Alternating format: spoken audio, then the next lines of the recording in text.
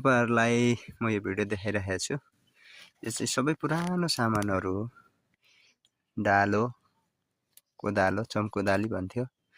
अनि दही राख्ने ठेकी, दुधहरु जम्मा गर्ने, दहीहरु ल्याउने लाने, अनि ढुङ्ग्रो, दुध पकाउने भाँडो, भोटे ताल्चा, अनि तुलो है, तुलो तराजुहरु यो आफैले हातैले बनाएको, यो फलामको हो नि, यो चाहिँ काठ र चोयाको सामानहरु चाहिँ यसरी छ है। यो चाहिँ पुरानो, एकदमै पुरानो मेरो बाजेको पालाको हो।